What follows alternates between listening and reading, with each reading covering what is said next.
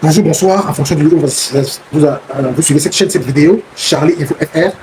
Une fois de plus, les gars, je reviens avec une autre vidéo aujourd'hui pour commencer à liker, partager, mettez les pouces, activez la cloche de notification pour ne rater aucune de mes vidéos parce que je les publie tous les jours. Alors, Paul Biya est-il le problème du Cameroun en ce moment? Le président Paul Biya, son Excellence, le président Paul Biya est-il le problème du Cameroun en ce moment?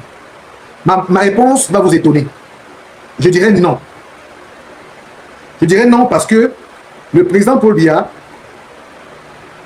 a posé des actes essentiels pour la survie et pour le futur du Cameroun.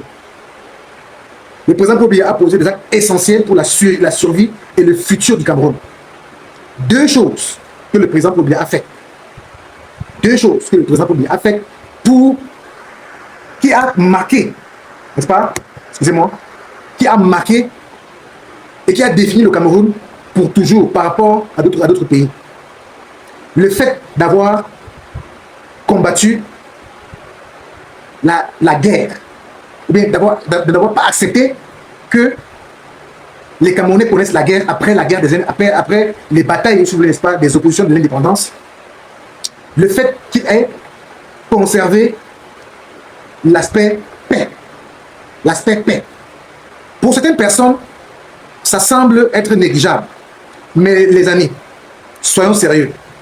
Ça, c'est un point très essentiel dans la vie d'une nation, dans la vie d'un pays, dans la vie d'un État. Le fait qu'il ait préservé. Quand je dis qu'il a préservé la paix, ça veut dire quoi? Ça veut dire que si il avait décidé autrement, ou s'il en avait décidé autrement, le Cameroun devait être en guerre, ne serait-ce qu'avec le Nigeria, avec l'affaire de Bakassi. Ne serait-ce qu'avec le Nigeria et avec l'affaire de Bakassi, le Cameroun devait être en guerre. Et vous connaissez ce que c'est que la guerre. Moi, je prends l'exemple des pays très simples. Regardez ces pays ici. La République centrafricaine, le Libéria, la République centrafricaine, le Libéria, la Sierra Leone. Pour ne citer que ces trois pays-là, ces trois pays qui ont connu la guerre pendant au moins 20 ans de leur existence. Imaginez que le Cameroun avait connu la même chose, avec les atrocités de la guerre, avec les conséquences néfastes de la guerre, sur les enfants, sur les femmes, sur les hommes, sur les questions, n'est-ce pas, de destruction, de pillage. Les gars, je pense que le président de la République, quel que soit ce qu'on peut lui reprocher, son âge, son laxisme, sa paresse actuellement, certainement dû à son âge, le fait qu'il ne fasse plus peur à personne, ni aux membres du gouvernement, ni à personne, ni à l'opposition, quel que soit ce qu'on peut lui dire, on peut dire de lui, on devrait quand même retenir que s'il avait choisi l'option de la guerre, en effet, le Cameroun aujourd'hui serait rentré au moins 300 ans en arrière, comme les pays que je viens de vous citer. Rien que pour ça, d'avoir un homme qui avait peur de la guerre, qui avait peur de faire la guerre.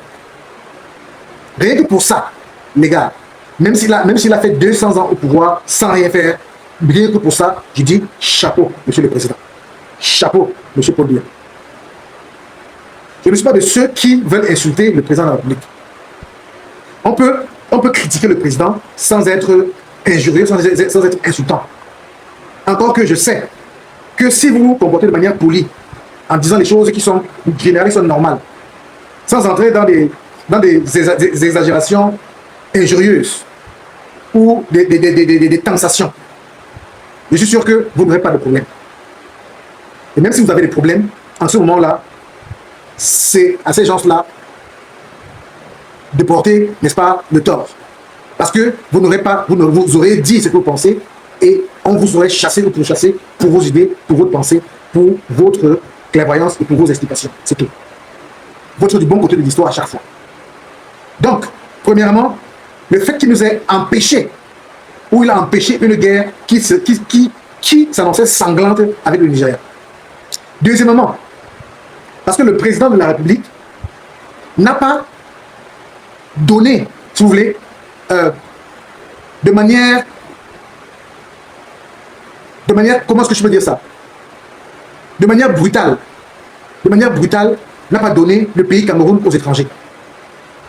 Quand vous regardez certains pays comme la Côte d'Ivoire, c'est un pays qui appartient, les investissements en Côte d'Ivoire appartiennent pour la plupart appartiennent aux étrangers, particulièrement les Libériens. les Libanais. Pardon, les Libanais, pas les Libériens. Donc, le fait qu'il n'est pas galvaudé, c'est vrai qu'aujourd'hui, on voit de plus en plus de Chinois exploiter l'or et tout ça de manière artisanale. Ça, c'est pas très grave. Je pense que le prochain président qui viendra, il pourra résoudre ces questions de souveraineté-là sur les substances naturelles du pays et donner la priorité, n'est-ce pas, aux nationaux, comme ça se fait dans tous les pays. Nous sommes à l'étranger, on voit comment ça se passe. Ici, là où je me trouve actuellement, tu ne peux pas faire, il y a des investissements que tu ne peux pas faire. Il y a des choses que tu peux pas faire et c'est réservé seulement aux nationaux. Donc, tous ces derniers temps, je crois que parce qu'il a fermé un peu il est un lion qui ne rougit plus, c'est certainement ses collaborateurs sont en train de galvauder un peu de temps en temps. Mais honnêtement, le fait qu'il n'ait pas bazardé, voilà, c'est le mot que je cherchais, bazarder les richesses du Cameroun, les richesses naturelles du Cameroun, c'est-à-dire remettre cela aux étrangers à tout vent, ça c'est un signe quand même que le président qui va venir, malgré les difficultés, les problèmes que le Cameroun rencontre, ce sera facile de se relever parce que la richesse existe. Et il suffit seulement que le prochain président qui arrive, qu'il puisse avoir des bonnes idées pour bien cadrer les choses et lancer le développement sur la base de cela. Rien que pour ces deux éléments, malgré tout ce qu'on peut dire, les pillages qu'il y a eu par les membres du gouvernement et tout ça là, et tout le reste, les détournements de fonds, la corruption et tout ça, je reviendrai sur une vidéo là-dessus. Les amis, les gars, moi je dis, le président de la République a travaillé. Quel que soit le reproche, on peut lui dire, on peut lui donner. Il a travaillé, il aime le pouvoir, il s'accroche au pouvoir. Il s'est accroché au pouvoir. Ça, c'est un des défauts qu'on peut sortir, parmi tant d'autres défauts. Mais ici, je ne veux pas voir les défauts, je veux voir les qualités et les avantages de ce pouvoir-là. Si c'était une personne, il nous aurait mené à la guerre, il nous aurait abandonné dans les bras de la guerre. Lui, ça ne devait rien lui enlever. Il a son argent, il a sa famille qui devait être protégée et tout ça là, mais le peuple devait souffrir. Mais je crois qu'il s'est dit non. Il s'est dit non. Pour ça, il faut remercier le président Paul Biya. Et lui demander gentiment, de lui demander de partir. Multiplier simplement les stratégies pour l'amener à partir. Et j'accuse aussi la population camerounaise.